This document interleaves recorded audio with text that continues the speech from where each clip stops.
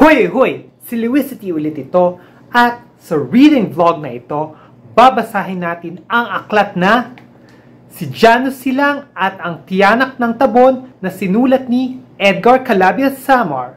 Hooray! Ngayon, alam ninyo kung gaano ko gusto ang Moy Moy Lulumboy series. Kaya alam ko na ito ay isa sa mga pinakasikat na pantasyang serye sa booktube o sa literaturang Pilipino. Kaya nais kong basahin ito. Mga ilang taon na rin ko hangad na basahin itong aklat na ito.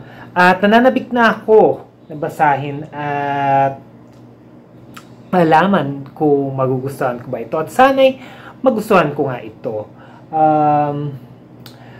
Napakasikat nitong aklat na ito, kaya gusto ko malaman kung ano yung may isip ko, ano yung mapupuna ko, o ano yung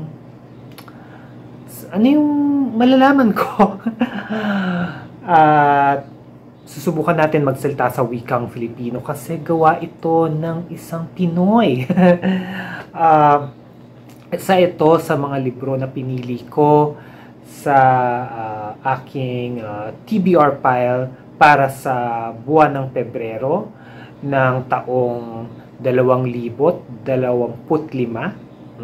Nasabi ko ang numerong iyon sa wikang Filipino o wikang Tagalog. Galing! Kaya simulan na natin ang pagbabasa ng librong ito.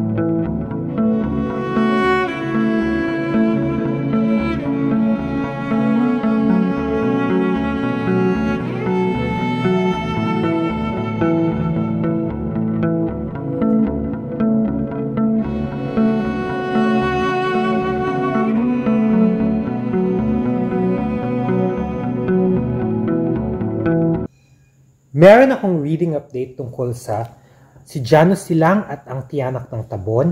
Ngayon masasabi ko na itong aklat na ito ay ginawa para sa mga teenagers. Hindi siya pang middle grade schoolers or preteens. Base na rin sa yung mga takbo na mga nangyayari dito sa kwento. At saka may mga salitang tingin ko ay mas naaangkop para sa mga teenager. Masasabi ko rin na sci-fi ito kasi tungkol ito sa isang laro. Kaya sa isang laro na nilalaro sa internet. Kaya pero baka may malapantasyang magana. Pero baka nga sa susunod pang mga aklat o marahil sa mga susunod pang pahina. Masasabi ko rin na mas itong aklat na ito ay mas nagsasabi imbis na nagpapakita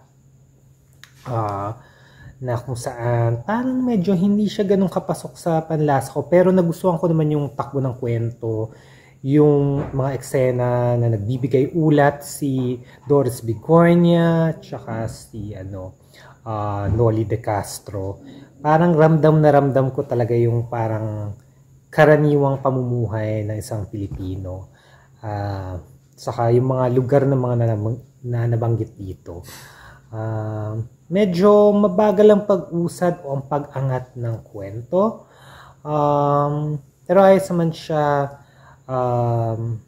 nakaka-intriga kung ano ba talaga ang nangyari sa ilan sa mga karakter dito. Yun nga lang, parang hindi lang siya ganun ka-tindi agad o medyo marami nga siyang paglalarawan sa halip na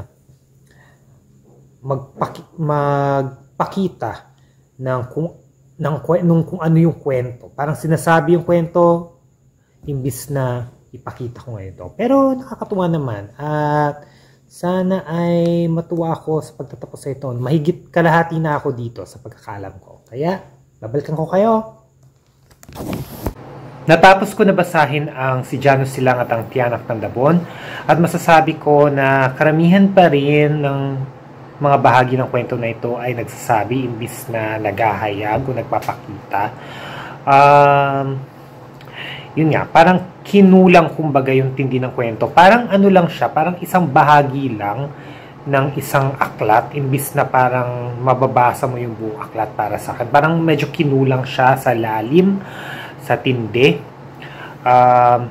Alam ko may mga aklat na ganito kanipis o ganito kakapal na talagang naghahayag ng buong kwento. Dito, medyo kinapos siya.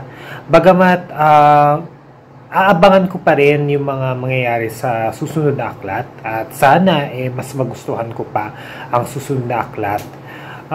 Masasabi ko pa rin para dito sa aklat medyo kinapos, medyo kinulang, medyo bitin. May mga magagandang eksena siguro dahil na nga rin ito ay tumatalakay sa mitolohiya ng Pilipino. Marahil ganun para sa akin.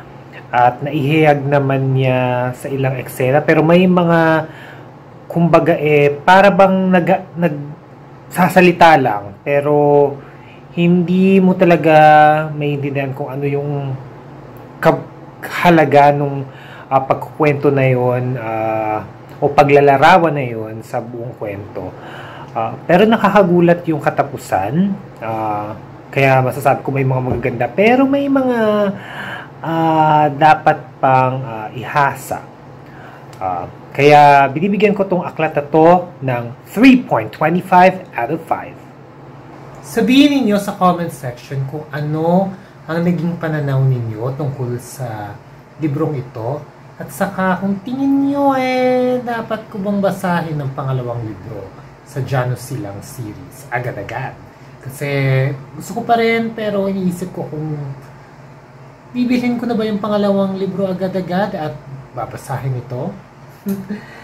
At kung nagustuhan niyo itong video na ito, bigyan niyo ito ng thumbs up at i-click ang subscribe button at i-click din ang bell icon dyan sa baba para maging updated sa aking mga videos. At laging magpasalamat at ilabas ang mababasa sa inyo. Paalam!